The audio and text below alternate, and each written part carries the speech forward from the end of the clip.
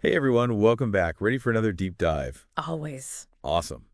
Today, we're going to be looking at this really interesting interview that Bill Gates did with Stephen Colbert on The Late Show. Oh, yeah, yeah. Yeah, and it wasn't really your typical, late night interview. They got into some pretty heavy topics like AI and wealth inequality and the future of work. Hmm. And we're going to kind of explore not just, what Bill Gates says, but kind of like how he says it and what that reveals about his worldview. Yeah, I think that's a really interesting point that you bring up is we often see these high profile figures, whether it's through philanthropy, business, their public image. And I think this interview gives us a bit of a glimpse into how Bill Gates thinks about these really complex topics. And I think his thinking has probably evolved over time as well. Right. Yeah, and right away, Colbert being Colbert, he jokes about wanting to be a billionaire just like Bill Gates. Of course, Yeah. yeah. And what I thought was really interesting is that Gates doesn't just, dismiss it. He actually takes a moment to reflect on what he enjoys about being a billionaire. Yeah. So what were those things? He highlighted two things. So first, I think, the obvious one is the financial security, the fact that you don't have to worry about money. But secondly, and this is where I thought it was more interesting, he really emphasized the ability to be incredibly generous and to really support causes that he's passionate about, like tackling malnutrition. Right, and that brings us to the Giving Pledge. Yeah. Could you remind us what the Giving Pledge is? Yeah, absolutely. The Giving Pledge is a commitment by some of the world's wealthiest individuals and families to dedicate the majority of their wealth to philanthropic causes. So it's not just giving, some money. It's a real commitment to giving the majority of your wealth. And Bill Gates has pledged to give away over 95% of his wealth, which is, a huge commitment. Yeah, it's a mind-boggling amount of money. But it also sparked a conversation about wealth inequality. Colbert brought up Bernie Sanders' view that billionaires shouldn't even exist. And so how did he address that point? His response was very interesting. He acknowledged the concerns about wealth inequality, but he disagreed with the idea of dismantling the entire capitalist system. He suggested making the tax system more progressive and even said he'd be fine with paying, double his current taxes, essentially giving away 50% of his wealth. So his view is that this approach would generate, substantial revenue to address societal needs without destroying the existing economic structure. So essentially like giving away half of his wealth, which is still, an incredible amount. Um, but it does show how different those two approaches are. Like Sanders is advocating for this like radical change, whereas Gates believes in working within the existing system to try to make it more equitable. Exactly. And it's this debate about how we balance wealth creation with social responsibility. And I think it's a question that becomes even more relevant as we consider the potential impact of AI on the economy and the job market. Right, which leads us to the real heart of this interview, which is AI. And Bill Gates seems very convinced that AI is a technology with like limitless potential. So what exactly does he mean by that? He's talking about AI's ability to change like almost every aspect of our lives. And it goes beyond just, simple task automation. It's really about reshaping how we work, learn, interact with the world. And he believes this is going to happen sooner rather than later, right? He talked about the coming decade. Yes. Yeah. He anticipates that both blue-collar and white-collar jobs are going to be heavily influenced by AI in the next 10 years. But the interesting thing is he's not necessarily pessimistic about this. He actually sees a lot of positive potential in AI. Oh, really? What kind of positive potential does he see? He talks about personalized education that's tailored to each student's needs, improved healthcare access, even in developing countries. So he really sees AI as a tool that could help solve some of the world's most pressing problems and ultimately make life better for everyone. That's a very optimistic outlook, I have to say. But I imagine not everybody shares his optimism. And as you might expect, Colbert pushed back a little bit. He brought up concerns about AI lacking that human element. And he actually referenced this experiment with baby monkeys. Well, What was that about? he was referring to the Harlow monkey experiments. These experiments showed that, baby monkeys who were deprived of physical contact with their mothers experienced significant emotional and social difficulties, even when their basic needs like food and warmth were met. So Colbert's point was that AI, while it may be efficient, might lack the ability to provide that emotional connection and support that humans really need to thrive. Yeah, that makes sense. So how did Bill Gates respond to that? He countered by saying that AI could actually learn from the best human examples. And he believes that AI could provide personalized support 2004/7. So imagine AI as like a personal tutor, a mental health advisor, even a companion, you know, always available to offer guidance and support. Wow. That's quite the vision. Um, and this actually reminds me of his excitement about ChatGPT. I think he called it mind-blowing, if I remember correctly. Yes, yeah. He was very impressed with ChatGPT's capacity to process information and provide personalized advice. And he sees it as a major turning point in the development of AI, something that could really, truly change our lives in the years to come. And this is where I think it's really interesting for, for you listening right now. Like, have you thought about how tools like ChatGPT might affect your own life in the coming years? Could you imagine having a personalized tutor or a mental health advisor available around the clock? Like, the possibilities are pretty incredible. It is a question worth pondering.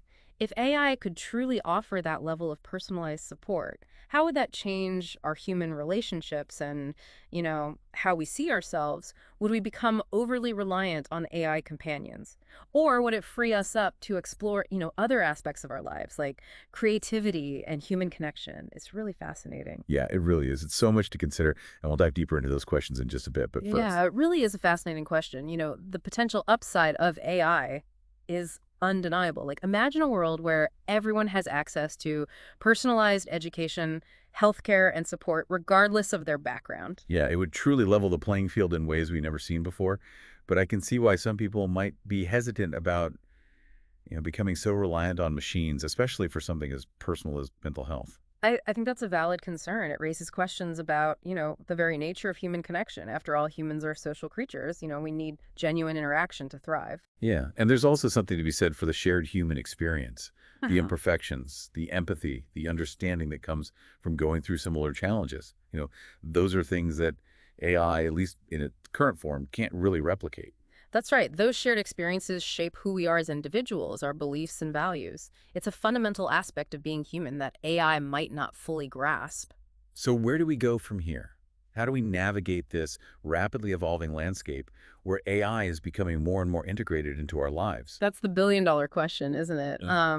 Given the potential impact, I think it requires, thoughtful consideration and open dialogue.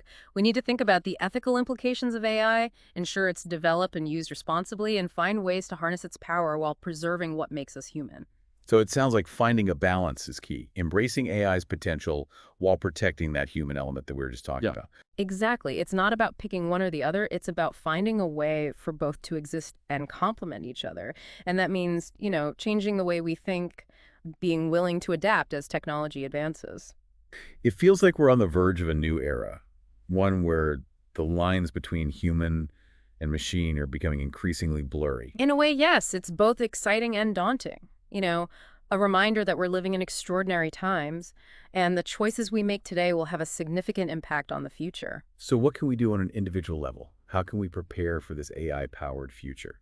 Well, I think staying informed is a good place to start. The more you understand about AI, its possibilities and its limitations, the better equipped you'll be to make informed choices about how to interact with it. It's like anything new, right? The more you know, the less scary it becomes. Precisely. And it's not just about, the technical details. It's about developing critical thinking skills, discerning fact from fiction, and understanding the ethical considerations around AI's development. So we need to be proactive, not just wait and see what happens. We have a hand in shaping the future we want. Exactly. This isn't something being done to us. It's something we're actively creating, and we all have a role to play in shaping what that looks like. That's an empowering message. It reminds us that we're not just along for the ride on this technological journey. We are the drivers. And the choices we make today will chart the course for generations to come.